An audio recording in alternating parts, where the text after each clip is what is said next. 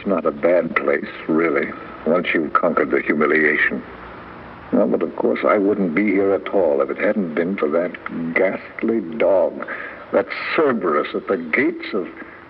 Yes, at the gates of hell.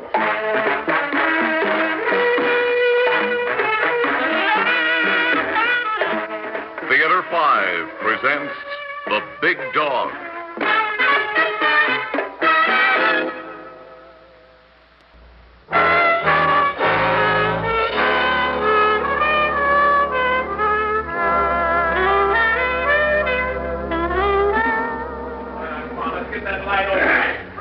Leslie, we'll take it once more. Now relax this time. And remember the boom camera's on you till you hold up the bottle. And then we go to a close-up of the pills. Right you are. Keep your fingers crossed. You'll make it this time. Need better. Those flubs are costing the agency a fortune. Quiet on the set. Roll it. Are you run down at the end of the day? Do you wonder where your pep has gone? Then what you need is tone. The amazing new product resigned to restore your... Resigned to restore... Cut! Good grief. I'm terribly sorry, John, old boy. These commercials are deadly tongue twisters. Not deadly enough. Fire him. Get rid of him. Find me an actor who can say his lines, not some has-been. You fire him. I can't. That's Leslie Adams. I'll be glad to. I'm sorry, Mr. Adams, but I'm afraid we'll have to call it off. Apparently, you can't remember the lines. We need someone who can. Mr. Weaver, the man who could remember these lines would have to be part imbecile and part minor bird. I congratulate you on your wisdom in releasing me. I am a dramatic actor, not a pill salesman. Good afternoon. Leslie, wait a minute. I'd like to thank you, John, for your understanding, to commiserate with you on our mutual employer. Let's try it once more, shall we? I'm sorry, John. He's through here. Let's not perpetuate this polyglot. I know you'll get it right the next time. There won't be a next time. Our single point of agreement. Good afternoon. Listen, Weaver. Now, Leslie, let's make a good exit. No matter who calls you back, don't turn. The scene is ended. Like his commercial. Head high, Leslie. One more take if you leave him alone. I'm glad you did that, Leslie.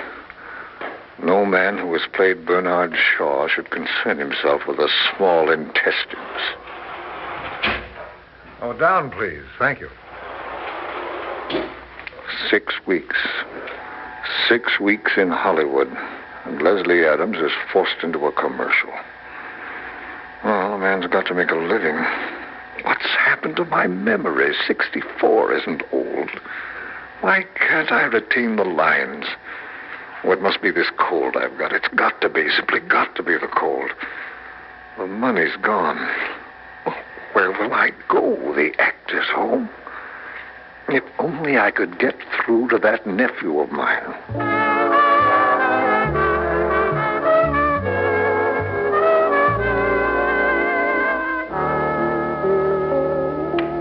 Well, Boniface Walter, how's the hostel tonight? A welter of mail and messages? Slow, Mr. Adams. No calls for you. Nothing from Alex Kendall? Not a thing. Leslie. Oh, how nice to see you again. Jamie! Here for a film? Oh, just 3 weeks. Are they keeping you busy? Oh, you know, the round of television. That nephew of mine won't let me rest. Oh, yes, Alex is doing well, isn't he? Oh, yes, and gone completely Hollywood, you know. Even his wife's got a secretary to handle their social life. Incredible place, isn't it? But I may escape it yet. Miller wants me back in his new play. Oh, Broadway? I envy you. As a matter of fact, Jamie, there's a young man in it you might play. Shall I put in a word with Gilbert? Well, that's always home, you know. Then it's done. See you tomorrow. Good night. I know it's none of my business. But is he that important on Broadway? Does he owe you a bill? As a matter of fact... I'll cover it. And the answer to your question is yes. Or it used to be. Well, then he'd better go back. He hasn't worked since he moved in. His memory's shot.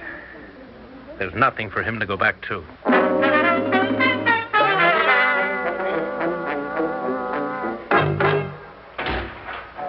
Hold it, buddy. Who are you? What are you doing here?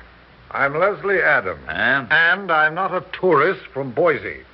I'm here to see my nephew who's directing on this set. Sorry, orders are the stage is closed. Don't argue with him, Leslie. The man's too young to remember who you are. They ought to be breaking for the day soon.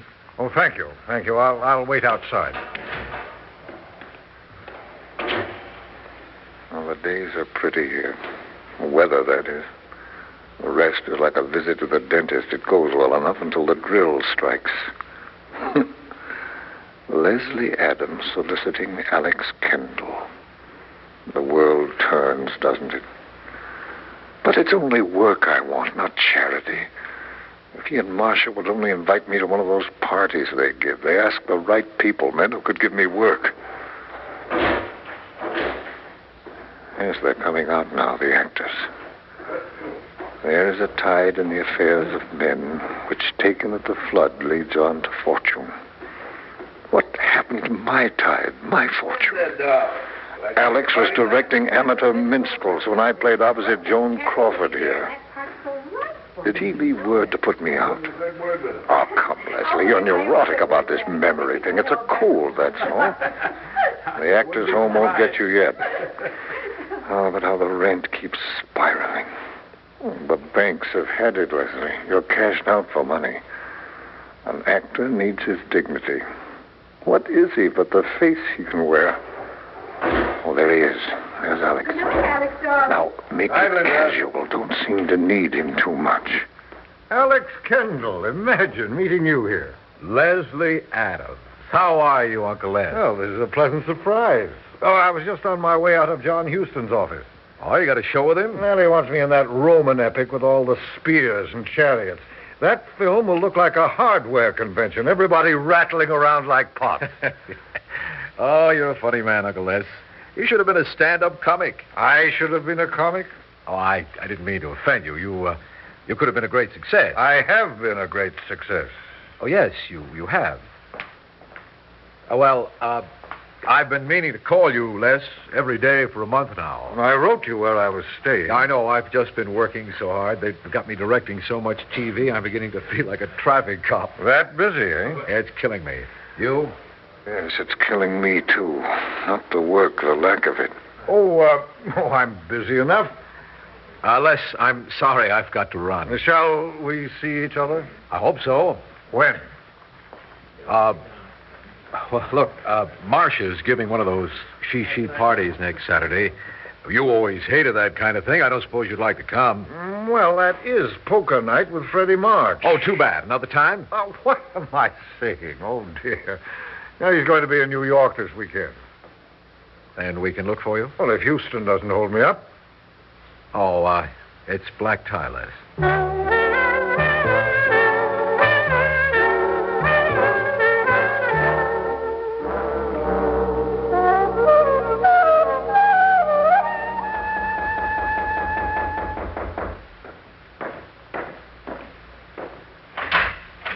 Oh, thank you, Walter. Nice of you to bring it up from the tailor. That's a beautiful jacket, Mr. Adams. Yes, it should be. It was cut by the tailor to the Prince of Wales while I was in London playing in Maytime. White for dinner was new then. The Prince and I made a vogue of it. This thing cost me £45. Oh, worth it, I'd say. The way it fits. Makes you look like a prince yourself. Thank you, Walter. Oh, take this for your trouble. Oh, no, that's too much. A discerning man should be recognized. Take it, I insist, as a token of a special occasion. This is a turning point in my life, Walter. The comeback. Hollywood, twice taken. Sound the trumpet for Leslie Adams. All hail Caesar! And crown his head with laurel for the march of triumph tonight.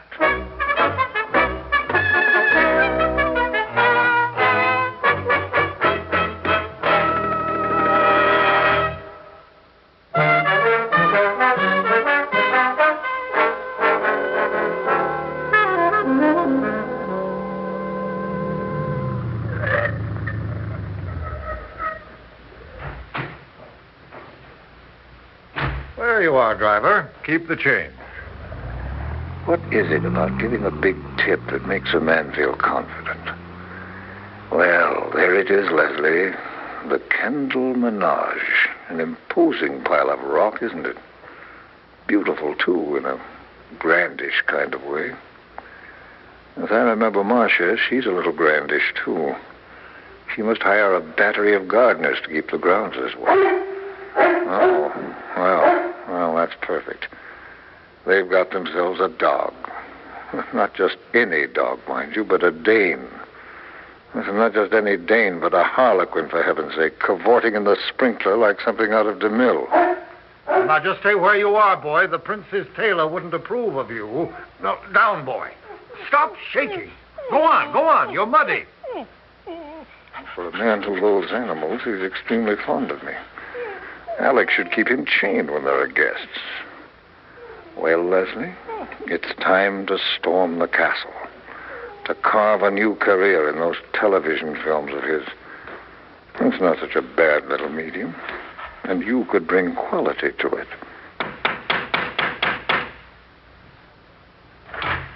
Good evening. I'm Leslie Adams. Oh, Mr. Adams, there you are. I was just passing the door. The other guests are in the drawing room. Please come in. How nice to see you again. I have... No, boy. Out.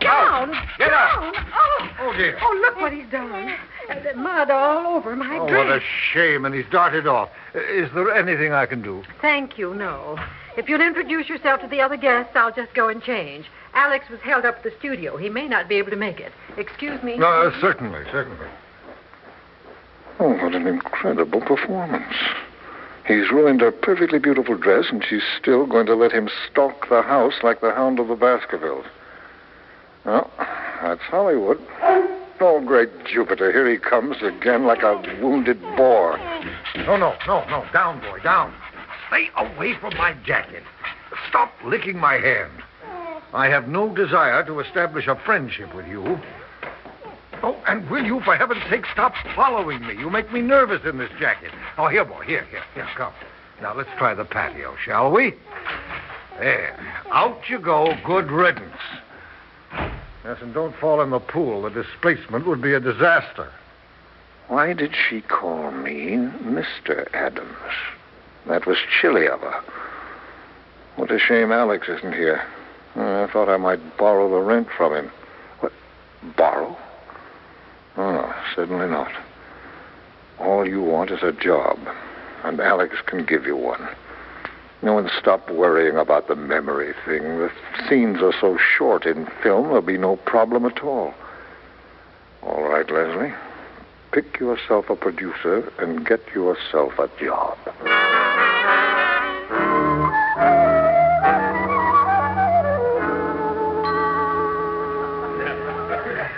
Oh, is that a martini? Thank you. Thank you very much. You know, Mr. Delbert, as I was saying, your series is without question the most superior in television today. Well, thank you very much. No, I mean it. It's adult, imaginative, creatively conceived. Any serious artist should feel privileged to appear in it. Oh, I know I would, and I turn down parts by the score. Now, go away, boy, go away. That dog is crazy about you, isn't he? Yes, he seems to be. Say, do you suppose they'd mind if I put him out again? Come on, boy, come on. I'll be back, Mr. Delbert. Yes. I think I can be of help to you. Now, listen, you moon-eyed minotaur. You're not going to wreck my chances. I'm here on serious business. I've got to talk to these people, especially to Alex's wife. I can't have you fawning on me while I work. So, out you go. Out, do you hear me? Out. Go on, out. Oh, heavens, here comes Marcia. Does she see me do that to him? I don't think she likes me anyway. All right, Leslie, charm her. She can persuade Alex to give you work. Talk about her house, her garden, her dog. Tell her she's beautiful. Alex can help you. And Lord, how you need it. Oh, what a way to live. You revolt me, Leslie Adams, soliciting these people like some beggar in the street. Well, what else can I do? Go to the actors' home. Oh, Marcia. You know, if I'd known you'd wear such a dress as that, I wouldn't have been so stricken. Petrie, isn't it? Or Marley Parness? No, it was done by one of Alex's designers. Yeah, that's another talent of Alex's, finding the right people. A designer, an actor, a wife. He's unerring. He's perfect. He was married once before. Well, one works toward perfection, you know. Ah. Oh, I saw that show of his last Tuesday. Brilliant. Oh, it was good, wasn't it? I've been a director, too, you know. I see the inspirational touches. Alex has a transcendent talent for dramatic grouping, like Goya. Oh, do you think so, too? Oh, please sit down and tell me about it. Oh, for the love of Jupiter, is he back in? Oh, dear, and covered with mud again. I do No, wish boy, you... down. Get off that sofa, you idiot. Get off. There. Well, I hope you'll forgive me, Marcia, but it did seem wrong, you know, for that dog to sprawl on a velvet love seat. Yes, didn't it? Excuse me, Mr. Adams. I must see how dinner is coming along. Dear saints in heaven, I've offended her, slapping that canine pachyderm. Well, there's no time to waste. I'll get to work on Delbert again. You need a job, Leslie, in a series. You need a lot of ransom to stay out of that actor's home.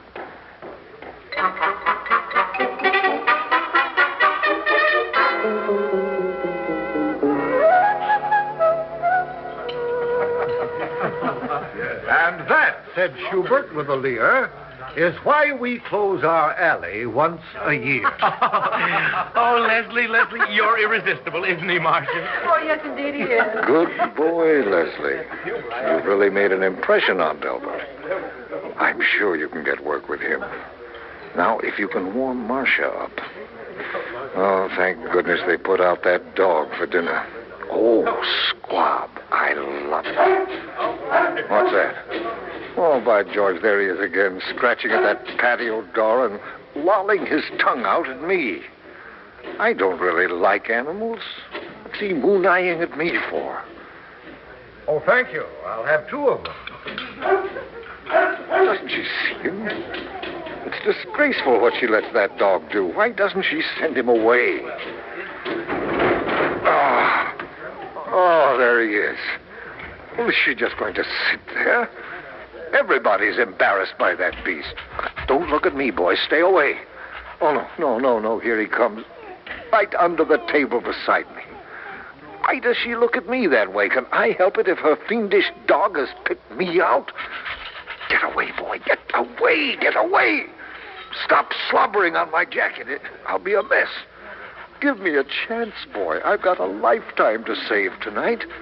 Where's my dignity if you slobber all over me? Yes, indeed, Mr. Delbert.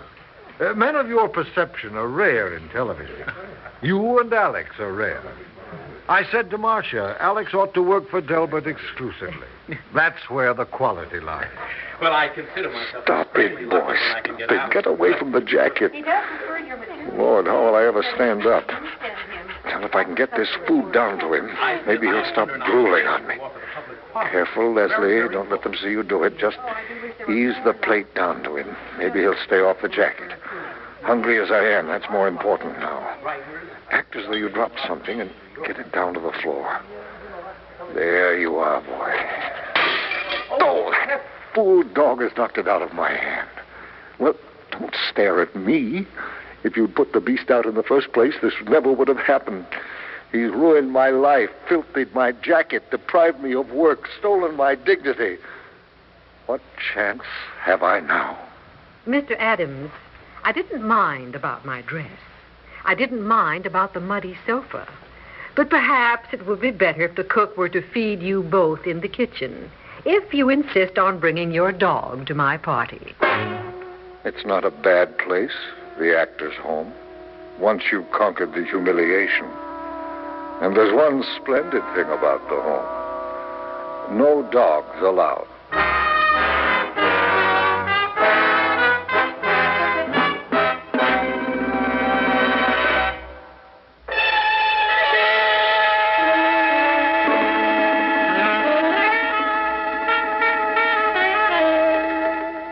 Theater 5 has presented The Big Dog, written by Richard McCracken and directed by Warren Somerville. In the cast, John Griggs, Vicky Bola, Ralph Camargo, Guy Sorrell, George Petrie, Bob Hastings, and Marty Myers. Audio engineer Neil Pultz. Sound technician Ed Blaney. Script editor Jack C. Wilson.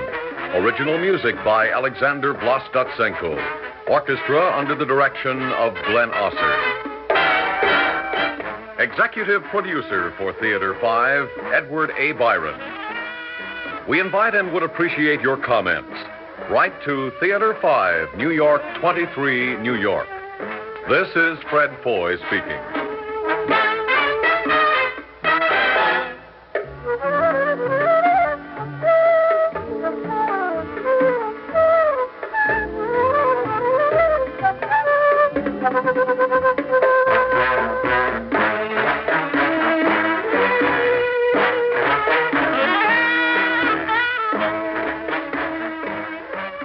This has been an ABC Radio Network production.